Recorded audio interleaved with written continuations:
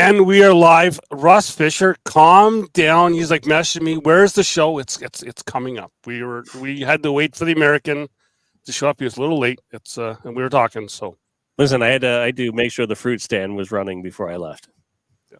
Yeah. So we are here with the voice and with I even played the right away. As I said, the pride in the post, the pride of Point May, Newfoundland. People were thinking Albert, so I did the old Canadian Tire commercial. Albert, but it's he still won't come on. He's still camera shy. But we do have Dion Kuza with us here, and Dion, welcome to a live. You've done like a couple recorded show. Welcome to a live show. Thank you. Glad to join you, and I do listen quite a bit. And when you do invite me, I got a tendency to.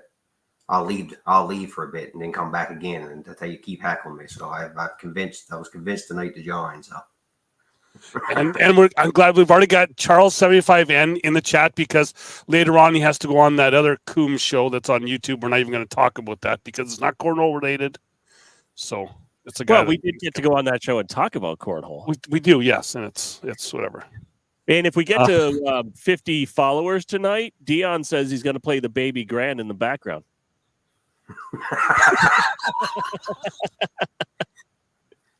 This is really not my background. You're not supposed to tell him that we can't break the fourth wall. But it is Canada Day here, and we're kind of talking with one of the top players in cornhole in Canada, because he is heading down to crush some American souls on July 4th, as he's nice enough to join us here, because you've got a flight to catch in the morning heading down to Texas to play some cornhole down there, Dion. Yeah, no, it probably won't be much cornhole. It's work this time around, but they do have a league there on Tuesday nights that's just across the street. So I do go there, but the problem is when you do get up at 5 a.m., sometimes those can go 11:30. So it can be tiring for the league nights. But so on Facebook here, we do have some people making comments. We got Derek Barrett saying we were misinformed, thought that was the star of Point May was Albert Parsons. Crystal Hagen's just saying hi. Bobby Speary saying hey. And then, as always, Russ is like, who's this Dion guy? But who's that Russ guy anyway?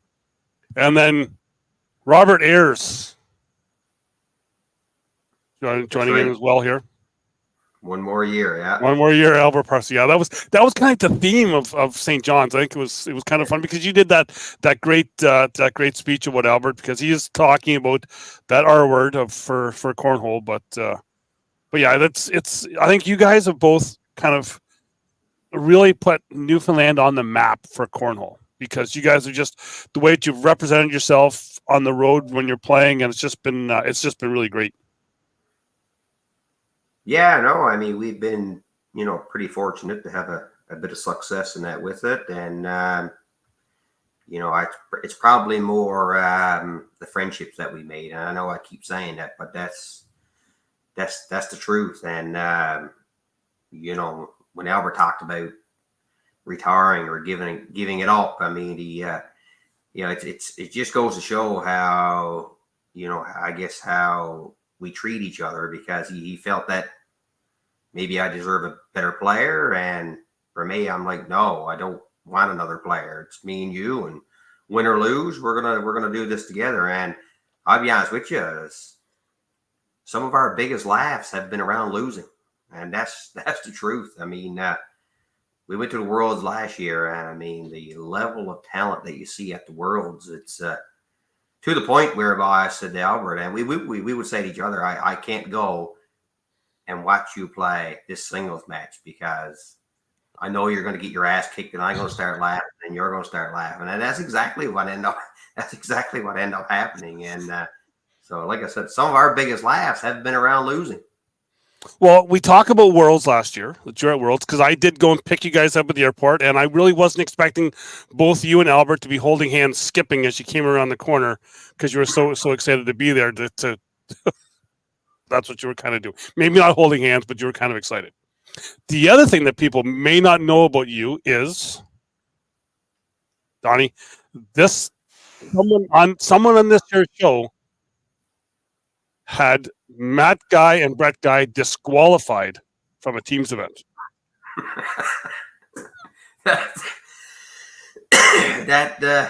That really did happen. It wasn't me because I don't like to create any controversy. Not at all. Not at all. This was like because I think Matt and Brett just needed 2 more players, and you and Albert were standing there, so you guys just kind of joined their team, and then they realized that you guys are pros as well, and they're only allowed to have 2 pros on a team. Yeah. And what's funny is someone had asked this week about going to the Worlds, and I said it was a fantastic experience because in the blind draw, I ends up partners with Tanner Halbert, and we go to the finals and lose. And then for the team event, me and Albert didn't participate in the team event, so we thought, well, that day let's go out and bring out our jerseys and we'll get them signed. And we see Matt Guy and Brett Guy stood up, and we go over and ask them to sign our jersey, and they asked us how we were doing in the team event. We told them we weren't playing, and they said, "Hey, our partners for the team event didn't show up this morning. And can you guys play with us?" And I said, "Well, we are PDC players." And he said, No, that don't matter as long as you're not full pros. So me and Albert ended up playing. And what's funny is that Matt Guy won his match. No, Brett Guy won his match. Matt Guy lost his match. And it came down to me and Albert. And me and Albert won our match. And when the match was over, there was about six or seven brass, I'll say, from the ACL that was like, no, you're disqualified. So they kicked me and Albert off the team. But I said to Albert, we've done our job. We got the win for the guys. So the one time they recognize you as full pros and you get thrown out of the tournament. We got thrown out. You can't win. Can't win with this company. No, can't win. And Dion, I do see that we do have Mom. She's always watching all the time, and that was my struggle in St. John's, is because she was sitting across from me. She wasn't in the chat, so I couldn't really couldn't see what she was thinking. But it's always great to have, because she follows everything. And Donnie, as I've always said, put Dion on the show, and you're going to get like 20 more viewers than usual. We've got like 23 watching, where we usually only have 3. So it's 27 more. He plays the piano. Yeah. Which I've been told that is it. So who's the better musician of the family, Dion? Because Keith has said that you are. And he's even sent me a couple videos, but I would say it's my father. That's where it all started, and I mean, music is pretty big in our family, and not that we can all play the guitar very good, because we can't, but we know the 5-6 chords that can get you through a Newfoundland kitchen party. So, but it all started with my father and the people within the family that play, and to be honest with you, it's something that's pretty popular back in Point May, as a lot of people do play the guitar and enjoy a lot of the kitchen parties and stuff, and it's just something that we've continued on in the tradition.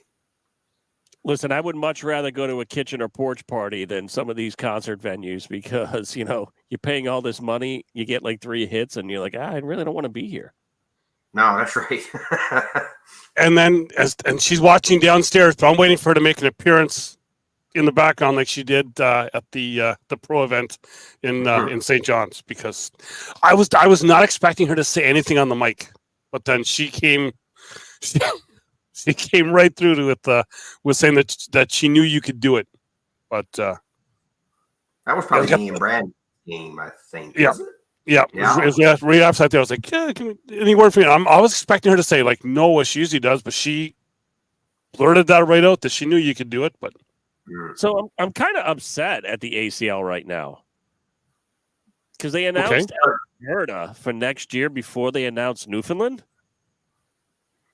Well, because in Canada we do things in order. Wait, we do the first one. There is no order in cornhole. Sometimes there is. You go with your biggest event first. No, that was a big event that we had here, and again, I think a lot of the Americans that came here had a great time. The weather was absolutely tremendous. We did Yep. some good sightseeing and stuff, and I think for the most part, everybody had an unbelievable time. Yeah, it was the first week that didn't snow. Yeah, that's right. Snow Yeah. after. I'm seeing Terry in the chat. Next year, possibly, we might be at the same time. Can't say it's going to happen, but it could. Yeah, that would be unbelievable if they were to delay it an extra week to come during the Iceberg Alley. That'd be something that everybody would love.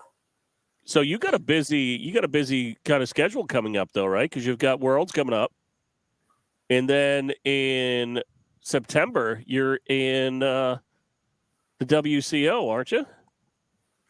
Yeah, I won't be going to the Worlds this year, but I'll be going to the event in Ottawa, and which is 22nd, 23rd of August, and then mid-September is the Worlds. And looks like Bob Sperry enjoyed the chocolate. Because you're going out to Germany for that, right? Did. Yeah. I never told people the story here about the chocolate, but my wife went out and bought a big pile of chocolate that she gave to a lot of my friends and her friends from outside of Newfoundland, from the Newfoundland Chocolate Factory, and I ended up driving down to Shamrock, parked on the side of the building. It was raining that night, and I got out, and during the commotion of trying to scan the parking code and pay online, I actually forgot to lock the doors. Yes. So while we were in the Shamrock, the first bunch of chocolate that my wife had bought, someone came and stole it at the back of the vehicle.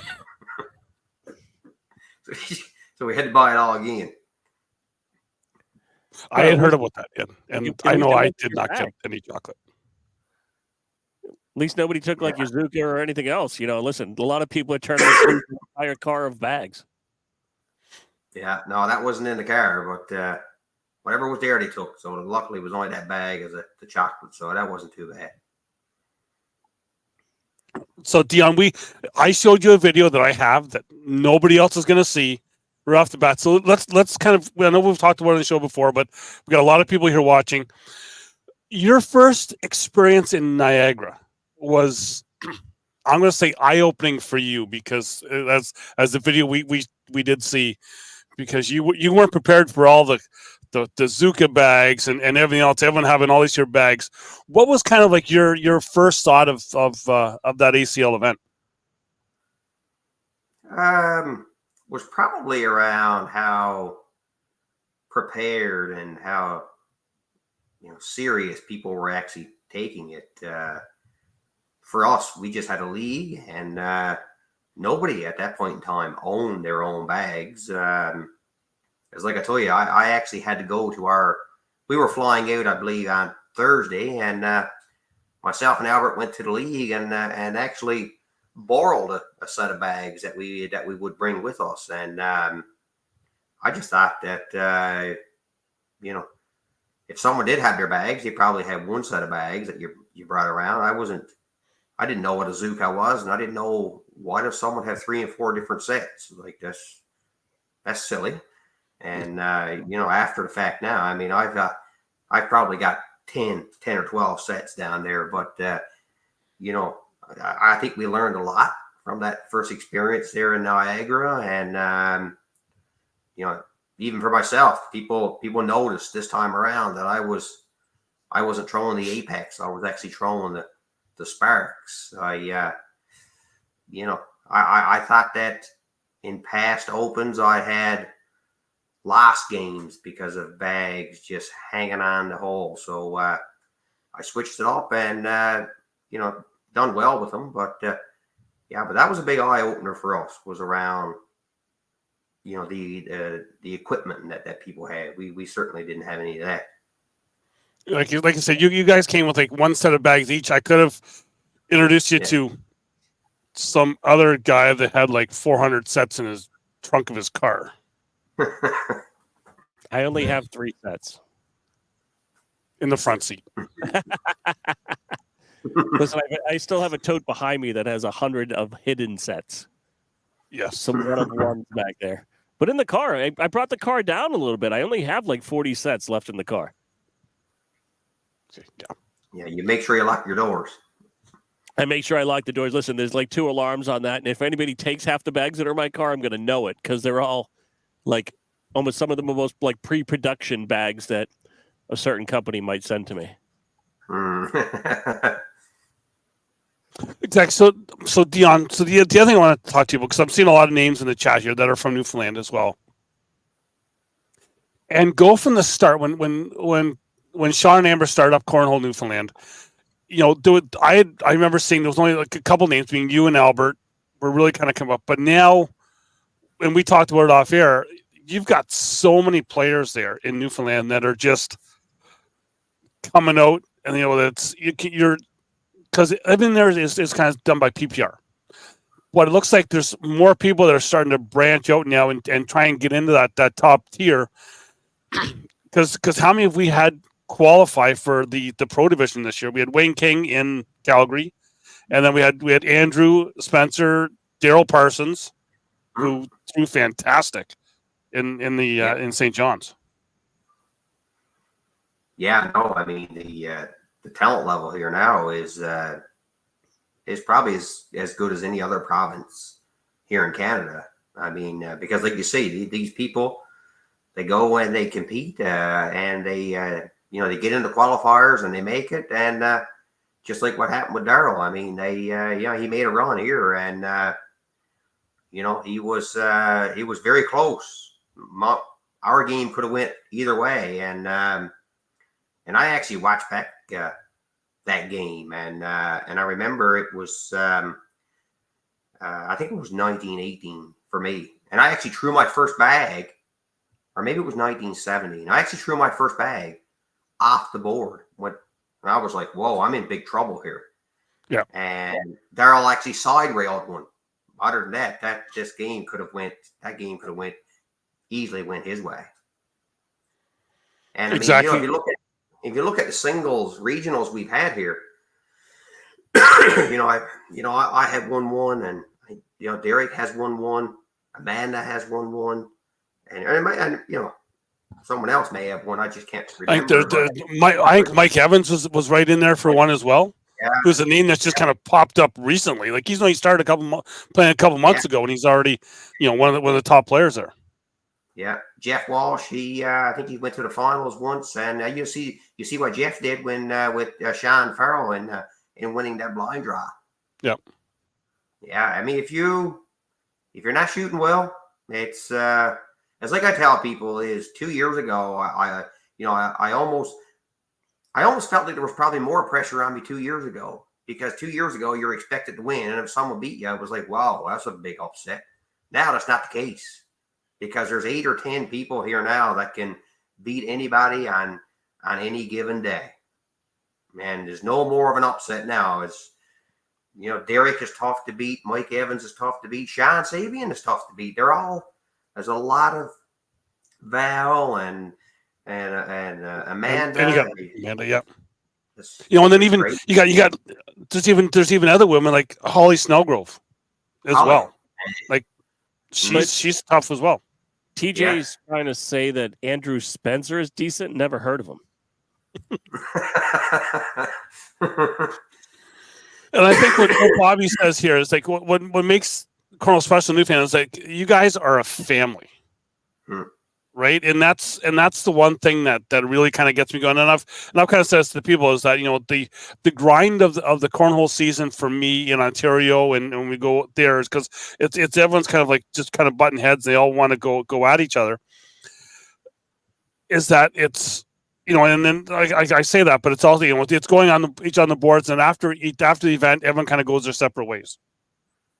When I go to an event in Newfoundland, it's the same way. People are playing, but it's afterwards, everyone just stays together. And we've seen that with the live feeds. The Americans, Nick Patuski, Brady Foster, Sean Farrell, all those guys, Nathan Mitot, seen it. You guys all stick around and watch that final. Like they were Mhm. just amazed at how many people stuck around to watch just any final because the place was still packed. Well, I think the biggest problem with American cornhole too, though, is after a while, you actually start to see little cliques, right, where the groups kind of break off and kind of put their Zookas in a row, right? They kind of huddle their little wagons, and you can't get into the clique. And that I hear a lot about Newfoundland, and I'm never going to say it right, so don't even try to correct me again, Doug. But everything I hear up there is everybody is one big family, and everybody stays together, and there isn't that cattiness or I want to be better. Everybody's cheering everybody on, and that's really what this game is about. Yeah. I mean, listen. No, I think you nailed it, and I think Bobby nailed it. There is that we've got what I'll say the core of the cornhole people here, and if someone's got a party in their backyard, it's we've had parties at our cabin, and anybody who plays cornhole here in Newfoundland is more than welcome to come. And I've had so many people that have said to me is that they find cornhole here is so different than in other places because again, it seems to be in other provinces the rivalry is probably much more greater, and this one don't like that one or whatever the case may be. But we certainly don't get that. We don't get that feel on that here. And I've had situations here where I've actually played Valerie in a game, and I remember I had lost my first game, and then Valerie had me down 19-18 or something, and I'm going to lose. I'm on the verge of losing my second game, and I'm out. And someone had actually came at the female washroom, and in my opinion, I thought that they had true Val off because when she had fired, it hit in front of the board. I tried everything to get Val to go and pick up that bag and fire it again, and she would not do it. And even still to this day, I regret her not getting that bag because she deserved that game. She had me beat. I was supposed to be eliminated, and I eventually won that game and came back and won the regionals. But it didn't feel the same because she was on a roll. Someone had interrupted her, and again, that's just how we are here. It's you win or lose is not a big deal. And to be honest with you, I think that's why we've had success because we don't put pressure on each other. People say to me, the Open in Newfoundland, how do you think you're going to do? I say, I have no idea. I could lose my first two games. I don't know. At the end of the day, I'm going to go down and have fun. And I think that's where the success comes from is by having fun. People respect you. People see the kind of person you are. People cheer for you. And I think that's what makes the friendship here in Newfoundland so special.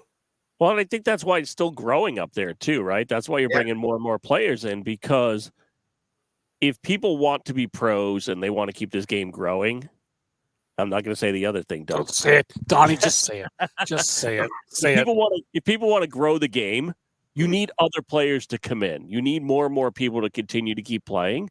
Down here, I know a lot of people complain about, you're just playing in other divisions to pay for the pros and blah, blah, blah, blah, blah. It's not that without new people coming into any sport, the sport dies, right? It's just not as fun. And remember, people, we're throwing beanbags. Yeah. And it's even like the comment that Mike Dilson, he played in the competitive final against Ashley Murphy. So he was against like a hometown player and just, people were cheering for him as well. I remember that. And and then even to go back to the singles final, you played against Brady Foster. I'm not sure he's ever been in a final where there's been that many people at just a regular Open. Right. But it was, when people were even cheering for him, there was a lot of US Canada stuff going back and forth, which made it fun. But it was still like people were still coming up and congratulating him afterwards. Listen, I can tell you if that was the US at the finals, you'd hear the boards being picked up in the background. Yeah, no, a lot of people stick around here. Yeah.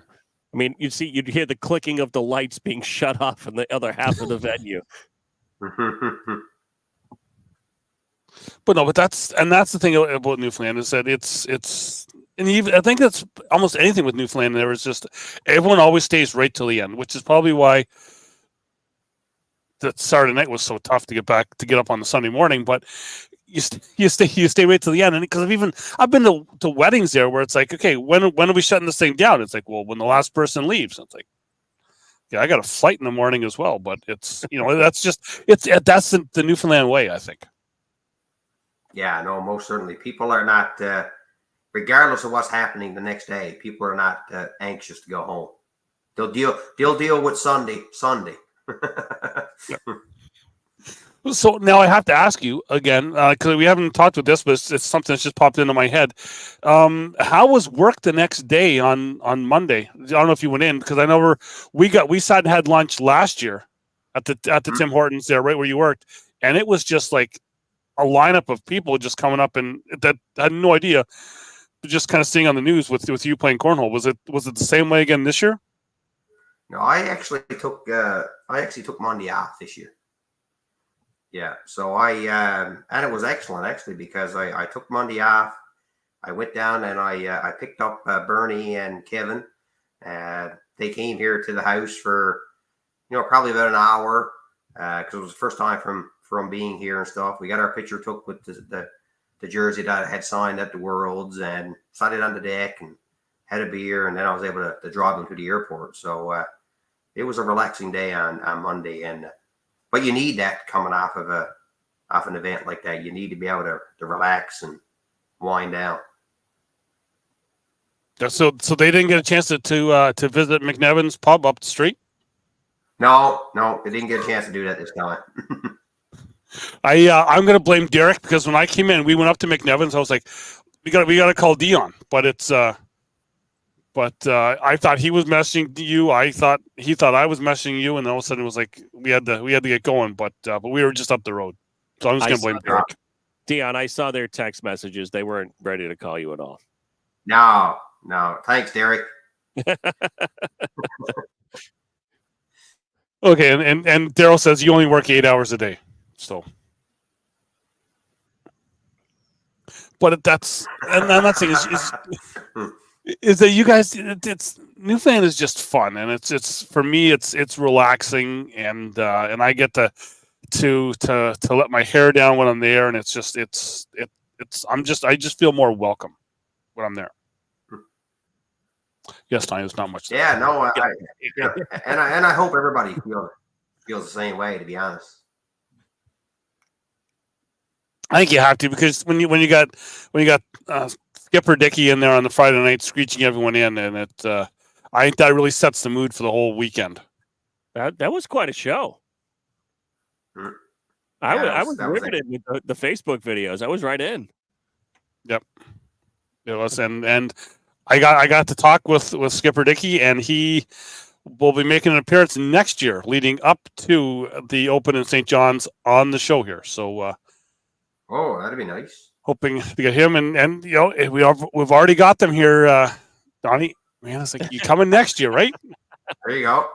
I've already talked with Doug about this.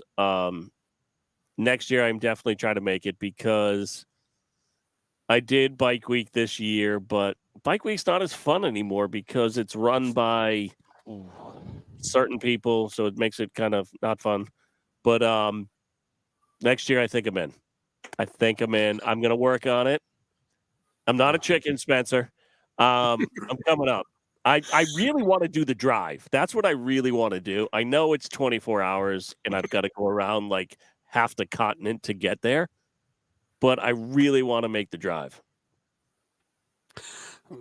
Stephen Kane's saying that Mike and Melissa Evans and himself are at the Shamrock right now.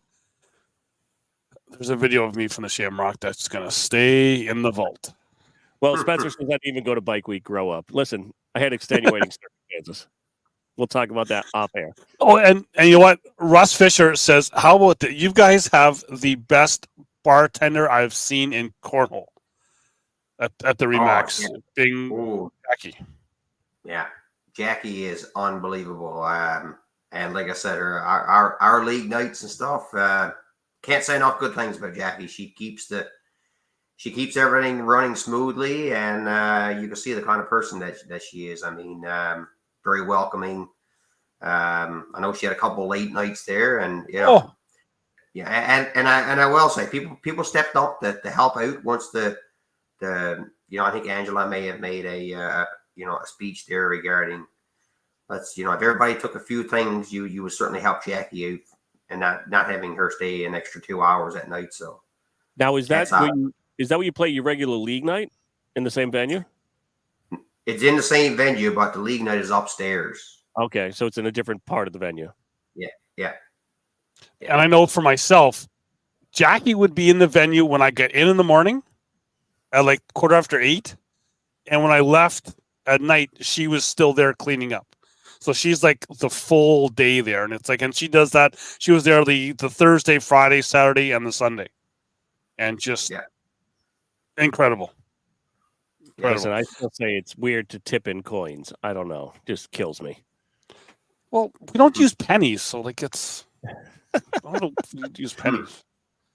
When I was dropping like coins into the jar, I just felt when it was hitting the little bottom and going tink, I'm like, this just feels wrong. Seeing Dougie Squires in the chat here, but so I have to. Some people here weren't around right off the top of the show. A lot of people seen me make a post. I don't even think I've talked about it. I think we talked about it off air, not on air yet. I got to win a tournament this weekend at camp. I got to win the Cornhole Cup, the Camp Cornhole Cup. Little confession. There was 87 teams. There was 4 teams in the thing. So it's we Corey and I, you don't usually get to partner up. They let us do it for a bit, and we lost our first game to his father, Dickie Golbeck. If anyone doesn't know, all the OG players in KW will remember him because he had a roll bag in 2016, 17, and 18 before it was popular. We had the Dickie roll here that he was just rolling for like we had no idea what he was doing, and he had no idea what he was doing. But yeah, so it was only 14. I got the win with only 4 teams, so it's still a win. A win's a win. I got a trophy. Well, but wait a minute, you had to make a comeback too to get We that did, win. yeah. So you got to give all the facts. Yeah. You did get dropped into the loser bracket. Yeah, and that's the way Corey and I always were. We'd always lose our first game, and then have to fight our way back. So we kept everything kind of going. Yeah, you texted me just after your first loss. You're like, yeah, it was running really well. Oh, wait, now we're in the losers bracket. And okay, I think you're paying people off now. Listen, I pay people all the time to say I'm sexy. Nobody has to say it to me. I tell myself every day. Yeah, and the other thing is I had to throw OG slide rights at camp, like 2016 slide rights. Listen, that is still a great bag. Oh, look. Dion, just for you, Mr. Tanner Halbert is in the chat watching. There he is. Tanner, Dion's already gushed about you, about how did he say that he had to bring Tanner to that final in the blind draw? I did. I'll tell you something now. When I seen I was partners with Tanner, it was probably the most nervous thing that I've ever been involved in. And then I'm like, well, there's no way is he going to want to throw these Apex bags that I got here. So I'll throw whatever he wants to throw. He's one of the best players in the world, and I'm not going to tell him what to throw. But man, I tell you one thing: the more we played, the more confident I got, and I tell you, man, it was really fun playing with him and watching him do things with these bags. That I was like, you know something. He proved there's nothing wrong with those bags because, and was times that the other team had a bag hanging in front of the hole, and I'm like, all right, yeah, just lay it on for 2. And he wasn't even thinking about that. No, it's backside airmail even before I even had a chance to think about it, right? I think even at one point I even called timeout. So I just wanted to feel important to walk down. And I just walked down and said, I'm not telling you what to do. I just wanted to call a timeout. He was one of the first people I ever met in cornhole. And shout out to Tanner. Wait, let me make sure this gets right in there. I think I got this just after I got to hang out with Tanner in Vegas when he played for another organization just before he won his world championship. Yeah. So, and I'm gonna convince with Tanner your story, Dion, to come to Newfoundland. I'm going to convince Tanner to come to Newfoundland. I got to talk with Kat after that night because I went on with there was another show that used to go on at Worlds at night, and Kat and Tanner were there, and we were kind of joking. I was like, I think Dion's got a man crush on your husband because he's just like grinning like ear to ear with Tanner and shit. She was kind of laughing. And that's the thing is that we have fun, right? Oh. It's that's kind of Yeah. what we do. Yeah, and I never forget he was I guess one of Tanner's buddies was kind of following him around all weekend, watching him, and every time I'd see him, he'd pat me on the back and say, "Thank you for carrying Tanner in the blind drop." yeah. Oh man, no, unbelievable fellow, and man, what a thrower! And you see what he and Jacob Trzynski did, winning the doubles there. That's, man, no doubt in my mind there that, world-class player and a world-class person. He's the kind of person that Newfoundland needs to see here. Really, it really is. Just be able to watch him throw, man. If you think people stick around and watch me play, man, what would stick around and watch Tanner Halbert play here would be absolutely crazy. Yeah, with some of the shots he can make, they would love to watch his style of play. Oh my God, unreal. And also saying in the chat here, just to kind of go back a bit, Candy, who's usually the regular on the week on the Saturday nights, is in here watching. That's my baby girl.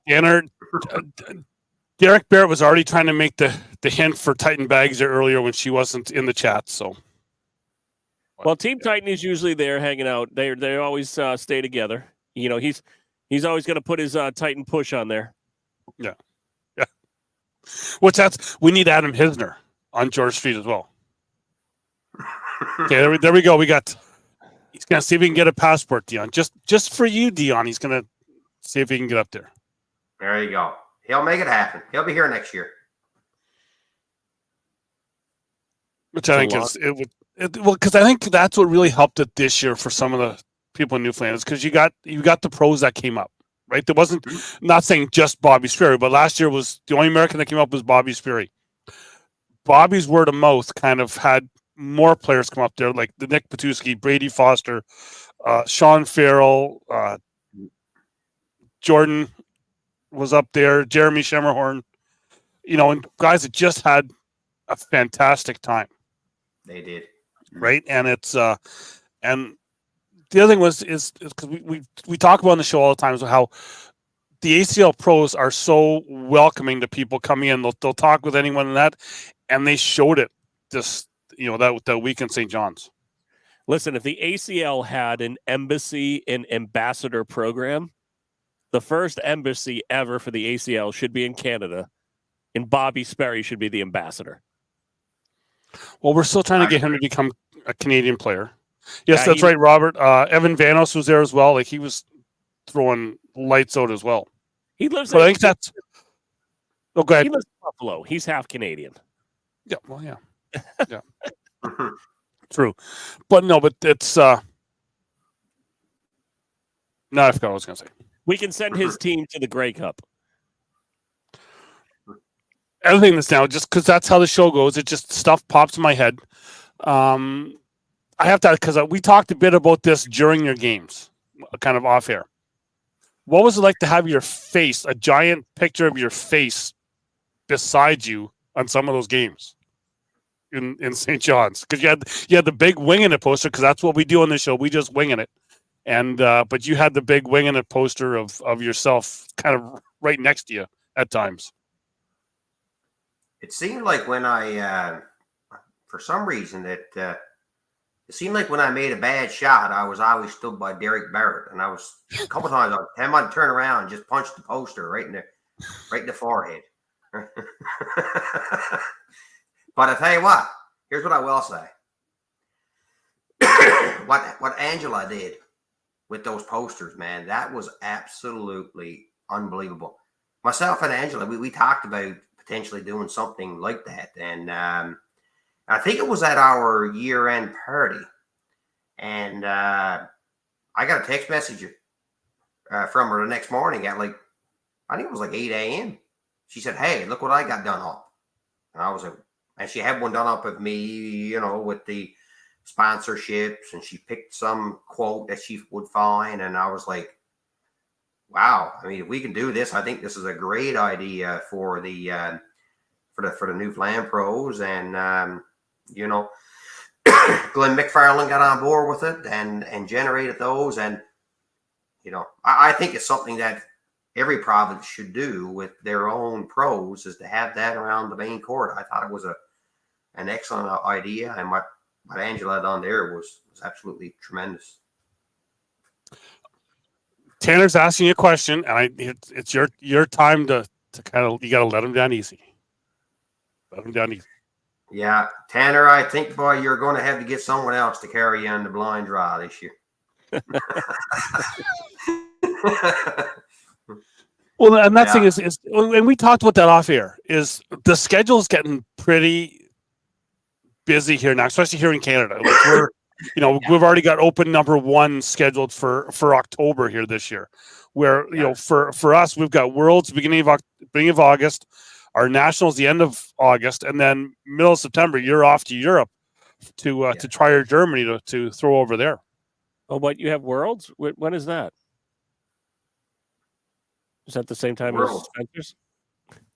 No, that's Nationals. Oh, that's Nationals and Spencer's. And here's there's the better Tanner's better half. The better half. The better half. Yes, better half.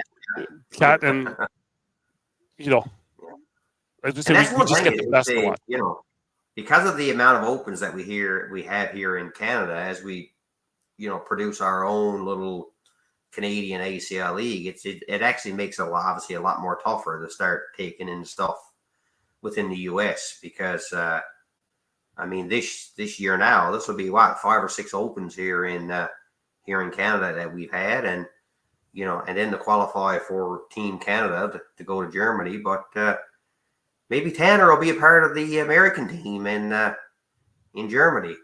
Well, I think that's why there needs to be a little more of a blend in the schedule, right? Because like with, you know, there was a lot of conflict with some of the Canadian ACL and the US ACL, where I think if you want to continue to, you know, grow, I know we still want Worlds and we still want the countries to battle each other and make it really cool, but I think we need to blend some of those things together so we can get everybody, you know, at some of the bigger tournaments, right? Because as the schedule gets released, your dance card fills up even quicker as a pro, right? So it makes it even harder with having a real job, having a family, and trying to fit all these events in. So, you know, I think if we can blend some of this stuff, still have some open stuff for Canada, still have some open stuff for the US, but find some middle ground in the middle where you don't have to choose, I think is only going to help both sides of the equation grow. I think we should have a Canadian Open at the Worlds.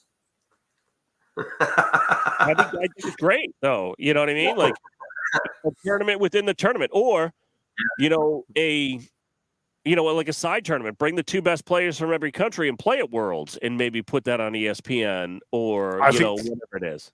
I think that's right. I think we've already had the one thing that's kind of already been announced for Worlds is there's going to be another Canada USA event. Oh, I thought it was pillow fighting. No, that's another time. Yeah. Oh. No. But no, they're taking, was it the 4? The 4 top women, 4 top male players. Okay. Yeah. From each country, and kind of having like the Canada USA thing. Yeah, Canada saying Canada versus USA is what Cat's saying. And if anybody would know, it might be her. Yeah. Well, I was kind of told about that in St. John's, and now I just have to talk with my one great friend Trey to see if I can help be involved in that. Listen, here's the thing: if Cat tells you what time to be there, you better be there. Oh yeah, yeah. That's the one. That's one thing I've learned about her. Yes, that's absolute. Like she tells you what time you're supposed to be there, you get there 5 minutes early. And don't walk away from the court still with your mic pack on, because she will hunt you down. Yes. Listen. Yeah. She keeps it on schedule. Like if she does. if there's one person there running the event and making sure everything goes forward, it really is her. I mean, she's doing a lot of behind the scenes work, and doesn't get the on air a lot of the credit, but she's really keeping those events moving forward. Yep. Again, train of thought is just gone here. We're up 45 minutes here, Donnie. We're doing good for a Monday night here. Are we close to piano? No, we're only halfway there. Only halfway there. As Donnie said, if we get 50 viewers, Dion's going to play that. I'm not sure he's going to get to it, but he's going to play that piano that's in behind him. He's going to have to find that house. Yeah. But yeah, and that's the thing is we're kind of growing. We're getting a little bigger. We're getting a little better. And I think the big thing is what's been announced for Calgary is that, for the first time ever in Canada, which I've been waiting for this, is the casino in Calgary that we're going to. We're going to be playing in they have like a volleyball court. Yes. Is Calgary, Alberta? Yes. Okay. Yeah. So with this casino in Calgary, they have a volleyball court that's kind of attached with it. So that's where we'll be playing.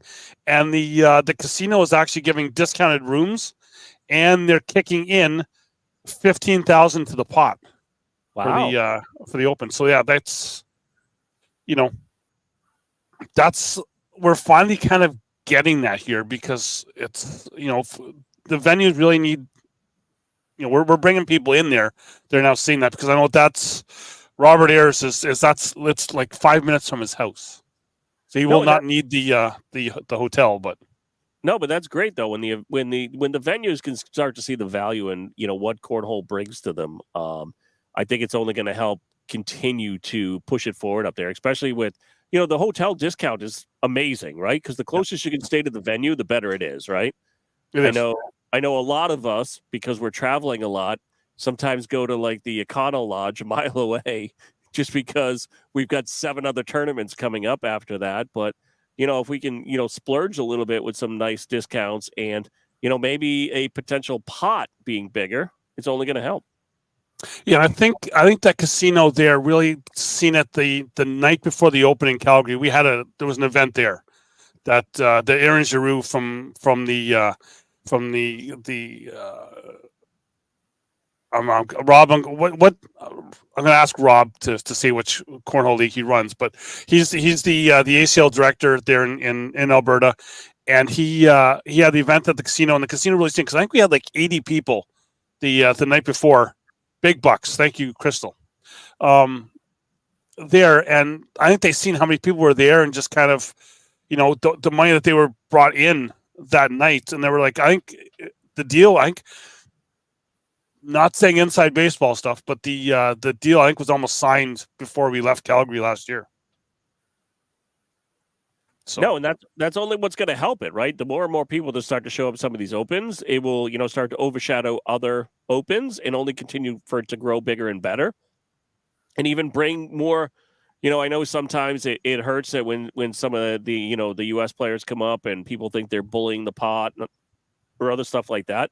But I think it's only going to help as we can get more and more people to play, and even play internationally. I know, like even Europe's getting a little bigger, but until we get some people over there from Canada and the U.S., I just don't see it growing as big as Canada has in the last 2 to 3 years.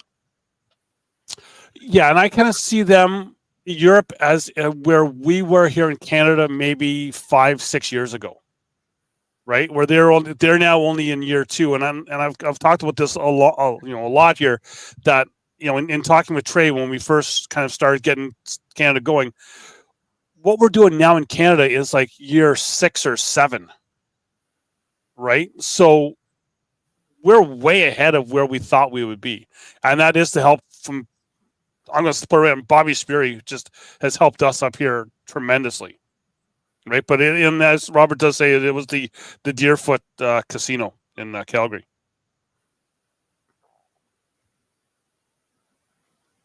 Yeah, and Kyle saying it's not bullying. It's showing that we need to get better. But I think we are starting to show that.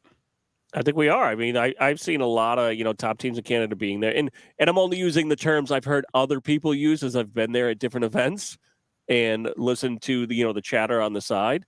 I mean, the big thing is it's all going to come down to where people can get points, right? And where people can go. I play a lot more down here in the U.S., but I'm nowhere near any of the elite players. I mean, if I played Tanner today, I mean, he'd spot me 22 points and I'd still lose. Kind of the way I am too, but and I've heard there is some changes coming down for next year that we'll see just kind of how that's all going to work and stuff. But we're all still work in progress. Well, and that's the thing is I think that the playing field is going to get leveled a little bit with some of the new point system and, changing a little bit of the format. We've got, the boards coming up by 2025. So, everybody's got to play on kind of the same style of boards. So I think it's really going to start to level out a bit as we move forward. And, it's only going to continue to make the sport better. Exactly. And not to put too much info out there, but I've heard there is a second bag company for the ACL coming to Canada. Western part of Canada. I've already been able to throw. No, actually, I didn't throw it because I'm not good enough. Able to hold on to some of these bags, but there is another bag company that is coming to Canada in Western Canada. I don't make bags yet. Yeah, no. That's why. That's why they'll be good. Yes. He's not there. He's not in Texas yet, Angela. It's another 5 hours, and you'll be leaving Dion. Yeah. What time is it up there now? Right now, 10:30, almost 10:30. It's 10:30. Whew. So it's an hour and a half, right? Hour and a half. Yep. Yeah. Yep. I keep thinking, like every time I think, because I'm from Boston, so every time I think about it, I don't think you're that far east of me, right? Is that east? Yeah, east, right? I every time I look at a map, I think you're we're like straight up and down, so we're in the same time zone. But I never realized how kind of far out it was. Yeah. See, even the piano was confused Angela. Yeah, she thought I was in Texas. You got it's 27 more people, and he ges to play that piano. Oh, no, 26 more people. He gets to play that piano. It's the lighting up the windows. That's what it is. Yeah. Well, you know what? We're coming up on the hour here, guys, and I think we'll cut this off at the hour because it is a Monday night, and some of us do have to work again here in the morning. But Dion, best of luck in Texas. I know you're going down there to work, but we know you're just going down there because you want that another shot at Gavin Cadeau down there. That was still, that one still hurts. Yeah, I think he spotted me. I had him down, I don't know, 17-5 or 17-7 at one of the tournaments, and then it was like, I'll show you how this is done. I didn't get a look in after. And it's almost like he had a grin on his face. Yeah, but I tell you one thing, the people that I do play with down there, man, are just tremendous people. I can't say enough of good things about them, and Texas is known as probably having the highest caliber of talent, I would think, probably within the ACL, but a lot of all of them are just great people, great throwers. And I tell you, man, there's people out in these league nights that I've never heard of before, and they're phenomenal. They are unbelievable throwers, man. They truly are, right? Sometimes it's not the pro players you got to look for. It's the people that are playing this all the time. They just don't compete, but they're unreal. Well, I think in watching your game, since you've started playing when you've been going to Texas, right? I've noticed an improvement in your game that you're more confident throwing that airmail, trying to throw different shots. Because honestly, when we first seen you, you were just slide it in. But now you're throwing, like I said, you're throwing the airmail. You're throwing all the different cut shots. I think that's why we need to have those American players coming up here to play against the better, for us to play against better players, because it's really shown in your game. Yeah, no, I mean, it's, if anything else, you're just the level of talent that you play down there, it forces your errors to be very, very minimal. And I think that has probably helped me. But because you just can't miss down there. You miss and you're going to pay the price. So it's when we first started playing up here, if I miss, there's a really good chance that the other guy is going to miss. But down there, that's not the case. So you've got that added pressure if don't miss. Well, I think Trey said it once best on a broadcast where he said at this level, if you're going to miss, you got to miss small, right? You got to kind of have that one little corner hanging out or something to kind of cause a little bit of traffic. You can't miss a ton. If you put that out in no man's land, they're just going to take advantage of it, and they're just going to use it either as a push, or they're just going to go right around it, and you're going to lose a few points every round. Probably one of the, and I didn't know this. People would actually tell me, because I find when you're in the moment and playing, you really don't know how you're throwing. I'll say you don't know what your PPR is, but probably one of the best games that I had control was at the Worlds when I made the pro bracket from the PDC, and I had no idea what all of this was, and I played in this pro qualifier, and the next thing you know is I made the pro thing because I went 5-1 or 4-2 or something, and then next thing you know, the bracket comes out and I got to play David Harbrough first game. I was like, okay, this ain't going to be pretty. And at one point the year after, I don't know how many rounds, but at one point the score was 18-6. Someone told me when it was 18-6 or 18-8 that he was shooting 11.14 and I was shooting almost 11. And he did end up beating me 21-6 or 21-8. I can't remember, but it was probably one of the best games I had actually thrown in terms of PPR. But and there was times I remember he would miss on his first bag, and I'd be like, "Wow, I got a chance to get 2." And he did second bag, he nudged it up closer to the hole. Third bag, he'd throw an airmail and he'd bring it a little bit closer. Fourth bag, he'd finish it off with an airmail drag. It's like these guys are so good you think that when they miss that, I'm going to get points here. They don't leave that bag there. They're going after that. Whereas for us, we're just okay. I'm not even going to attempt to go after that. I'm just going to give up 2 points and move on. All right, so Dion, I'm going to give you a little behind the scenes here that I figured out with Devin Harbaugh, and you'll never be able to unsee it ever again.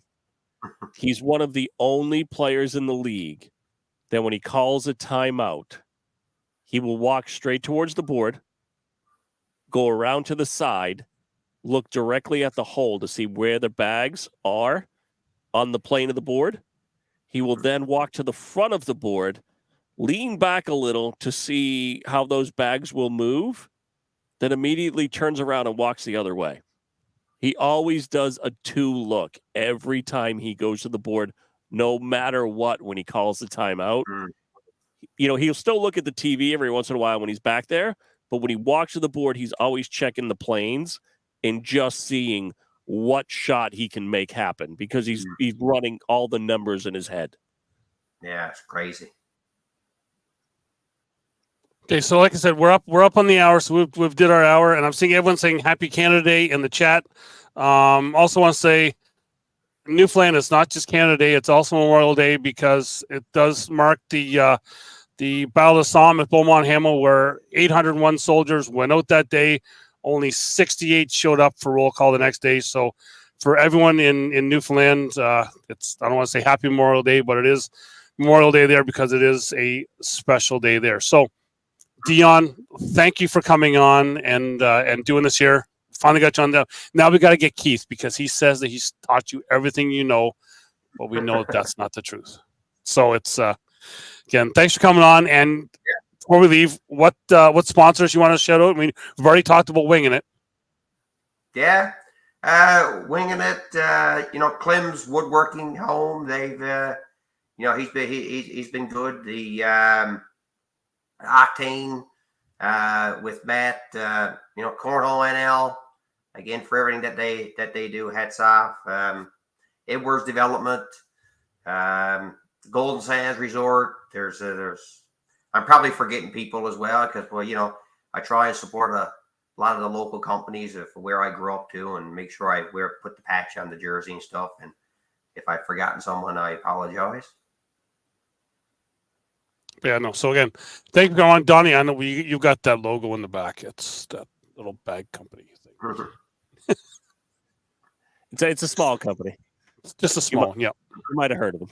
Yeah. So thanks everyone for watching, tuning in. And remember, you can subscribe to the show. We're now up to like 6 subscribers now. I just hit on Facebook. There's a little subscribe button. It's like less than a cup of coffee a month. You can help out the Down and Back Cornhole podcast to be able to go to different places throughout Canada this year. That's all it is, just less than. I feel like Sarah McLaughlin should be playing the music in behind me here, but yeah. Thanks for all for watching, and Donnie, we'll be back next Saturday. I got nothing going on. Listen, We're I back. can do anytime. I'm always here. We'll be back to the regular Saturday because we've got nothing else going on.